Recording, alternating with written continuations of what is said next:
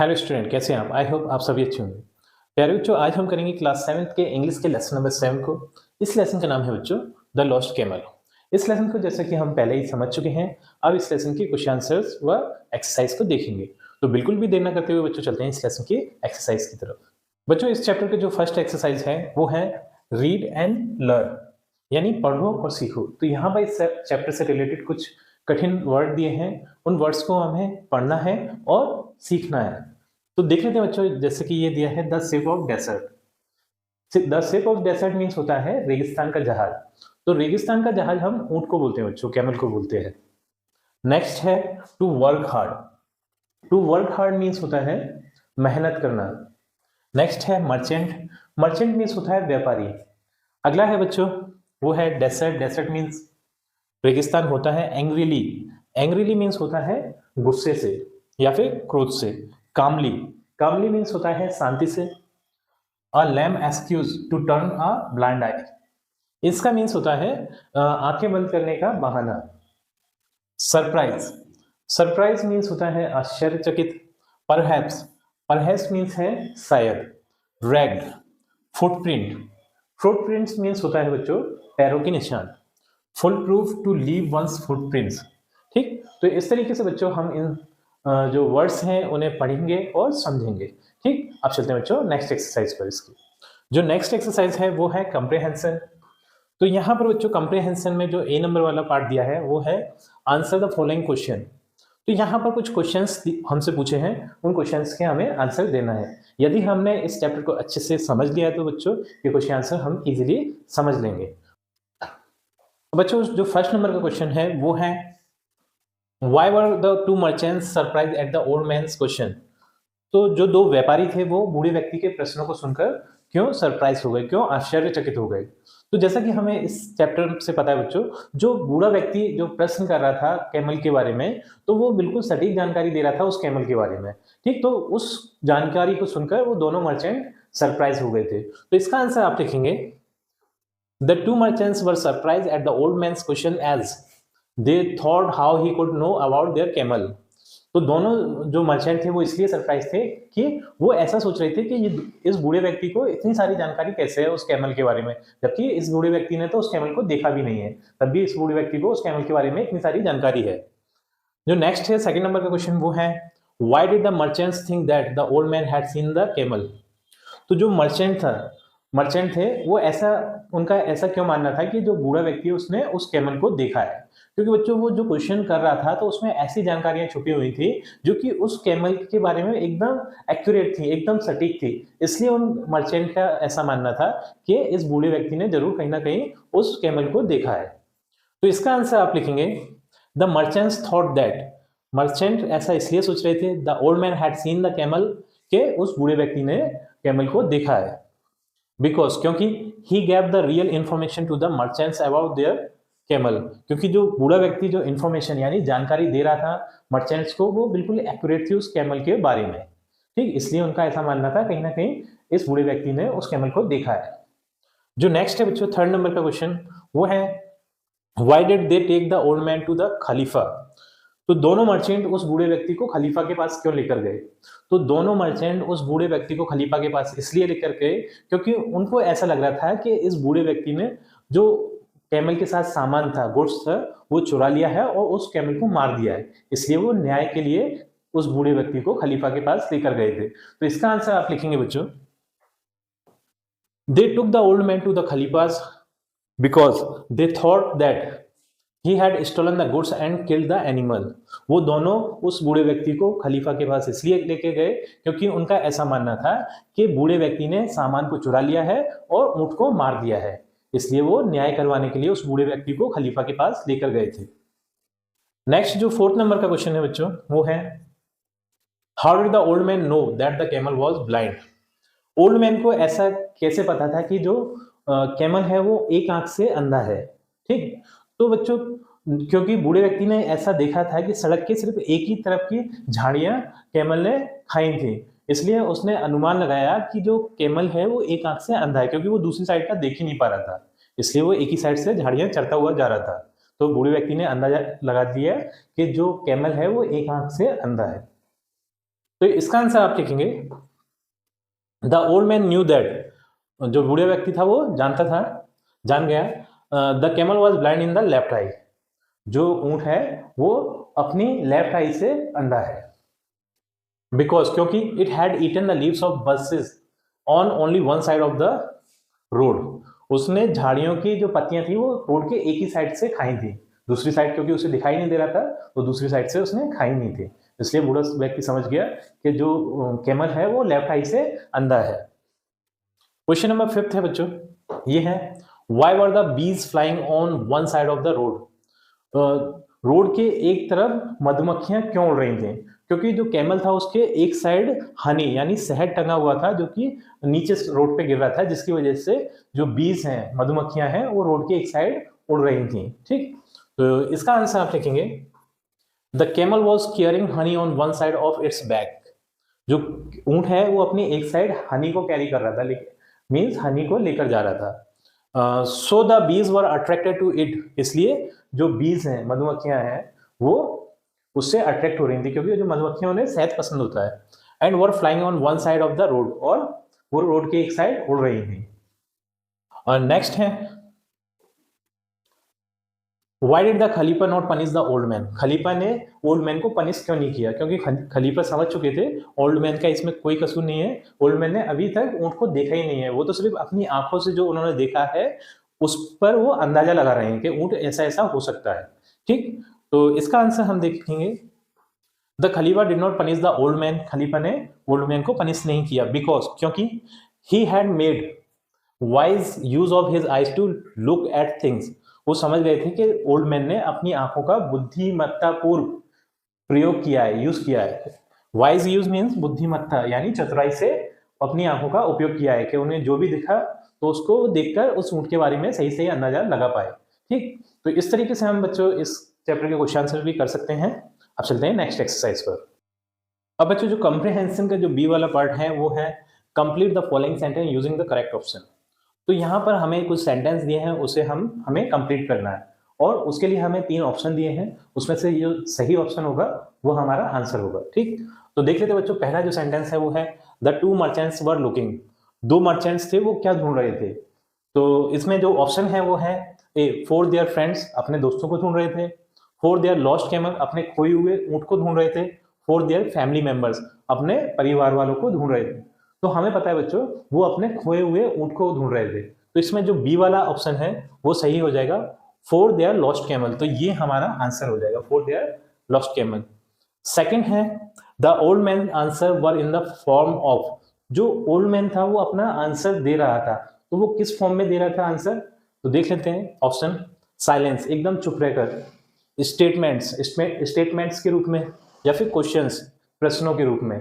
तो वो उस ऊंट के बारे में जो इंफॉर्मेशन दे रहा था वो क्वेश्चंस के फॉर्म में दे रहा था, तो हमारा जो सी वाला जो ऑप्शन है वो हमारा आंसर हो जाएगा सी, क्वेश्चंस। ठीक, थर्ड है बच्चों the old man ask whether, old man ने क्या पूछा, तो ए ऑप्शन है the camel could not walk fast, camel fast नहीं चल सकता यानी तेजी से नहीं चल सकता। बी है the camel carried a heavy load, camel पर बहुत ज्यादा बोझा है। सी है द कैमल वॉज लैम, तो जो कैमल है वो लैम है यानी लंगड़ा है। तो उसने ये सी वाला पूछा था question, the camel was lame, जो कैमल है वो लंगड़ा है, क्योंकि उससे उस बारे में इंफॉर्मेशन थी। फोर्थ है बच्चों, ये है the merchants were angry because, जो व्यापारी थे उन्हें गुस्सा आ गया, क्यों गुस्सा है। ए है they thought that the old man had stolen the goods and killed the camel, वो उनका ऐसा मानना था कि बूढ़े व्यक्ति ने जो सामान है वो चुरा लिया है और कैमल को मार दिया है। बी है they thought that the old man was making fun of them, वो ऐसा सोच रहे थे कि जो बूढ़ा व्यक्ति है उनके साथ में मजाक कर रहा है। सी है they thought that they would never get their camel back, और वो ये सोच रहे थे कि जो ओल्ड मैन है वो उनका ऊंट कभी भी वापस नहीं करेगा।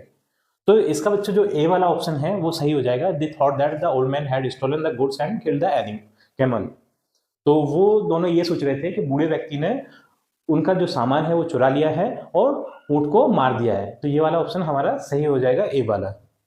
फिफ्थ है the old man knew the camel was lame because, old man को पता था कि कैमल लैम है यानी लंगड़ा है, उसे ऐसा क्यों पता था। ठीक, तो इसके ऑप्शन है one of its footprints could hardly be seen, उसके एक पैर का फुटप्रिंट, जो पैर का चिन्ह बन रहा था, वो बहुत मुश्किल से देखा जा सकता था। ठीक है, मतलब वो बहुत कम आ रहा था, उस पर जो ऊंट है वो बहुत ज्यादा कम लोड ले रहा था उस वाले पैर पर, इसलिए।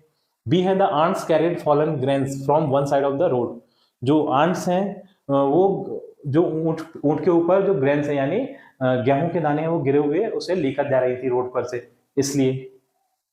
सी है he had seen the camel before, क्योंकि उसने पहले कैमल को देख चुका था वो, इसलिए उसे पता था। तो इसका बच्चों जो ए वाला ऑप्शन है one of its footprint could hardly be seen, ये सही हो जाएगा, क्योंकि उसका जो रेत पर जो फुटप्रिंट बन रहा था एक पैर का, वो बहुत धुंधला सा बन रहा था, जिसकी वजह से उसे हार्डली बहुत मुश्किल से देखा जा सकता था, इसलिए वो समझ गया था कि जो कैमल है वो एक पैर से लैम है यानी लंगड़ा है। ठीक,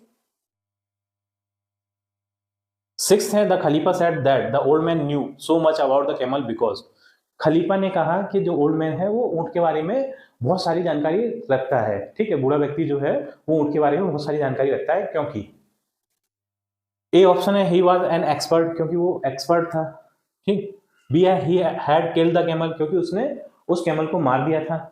सी है he use his eyes to look at things carefully, उसने अपनी आंखों का बहुत ध्यानपूर्वक उपयोग किया चीजों को देखने के लिए, तो इसका जो सी वाला आंसर है वो सही हो जाएगा, he use his eye to look at this things carefully, क्योंकि उसने चीजों को देखने के लिए अपनी आंखों का बहुत ध्यान से प्रयोग किया था, जिससे कि वो उस ऊंट के बारे में जानकारी पा पाया था। ठीक है, सेवेंथ है बच्चों द मर्चेंट्स वेंट टू, तो मर्चेंट गए, कहाँ गए थे, द कैमल, कैमल के पास, द खलीफा, खलीफा के पास, द किंग, राजा के पास, तो मर्चेंट बच्चों खलीफा के पास गए थे। ठीक, तो इसका ए नंबर वाला ऑप्शन आपका सही हो जाएगा, द कैमल, सॉरी बी वाला सही हो जाएगा, the Khalifa.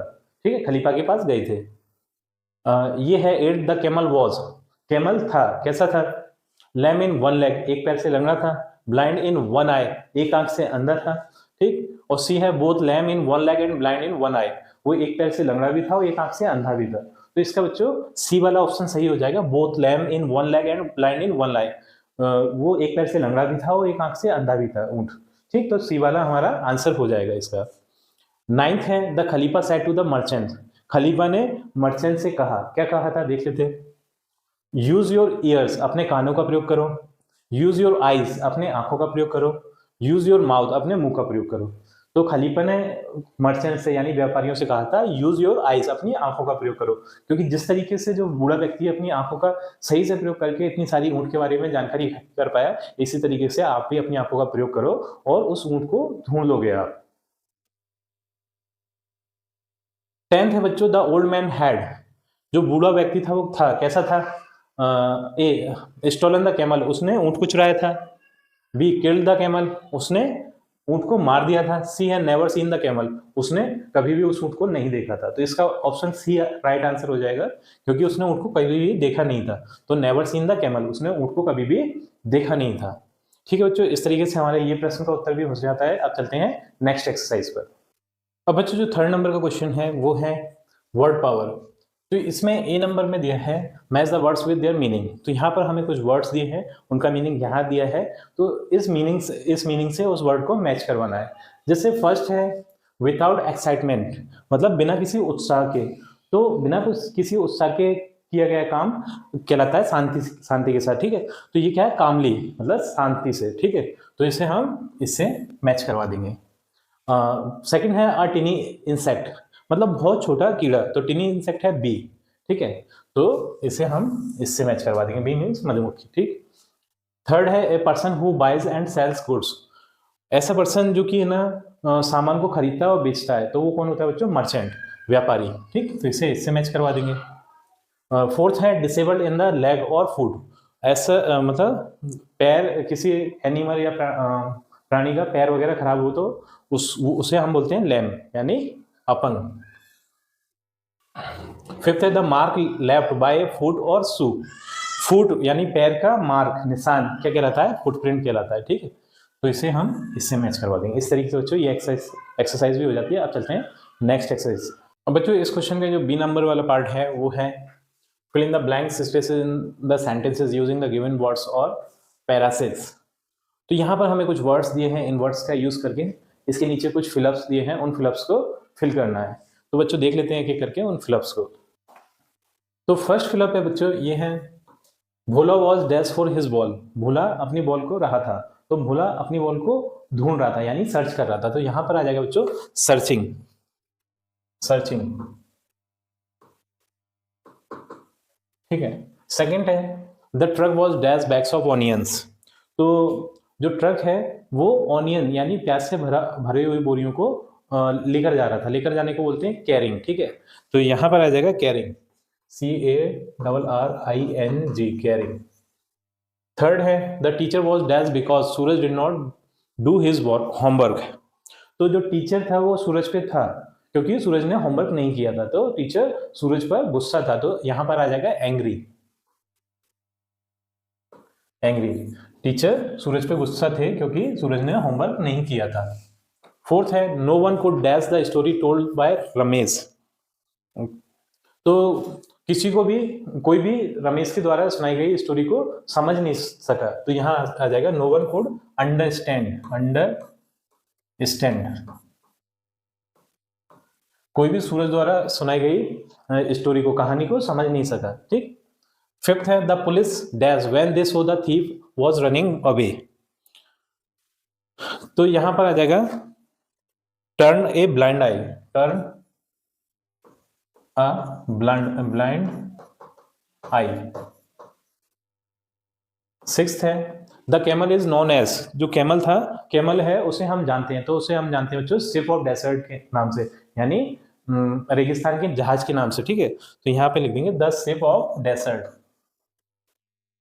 Ship of desert, ठीक। सेवेंथ है Ramesh had not done his homework so he made dash of falling sick, ठीक है।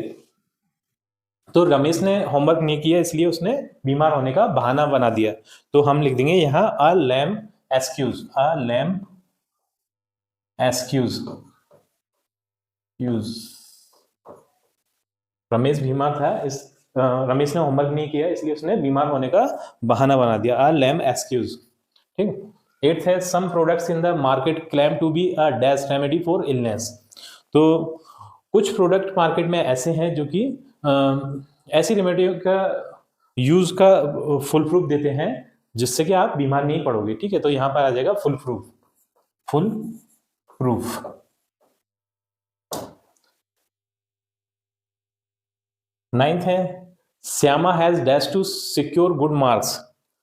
तो श्यामा ने बहुत ज्यादा मेहनत करी इसलिए उसे बहुत अच्छे मार्क आए, ठीक। तो यहां पर आ जाएगा टू वर्क हार्ड। टेंथ है if you dash on the sand at a beach the sea is sure to wash them away. तो यहां पर आ जाएगा लीव फुटप्रिंट, ठीक, लीव फुटप्रिंट।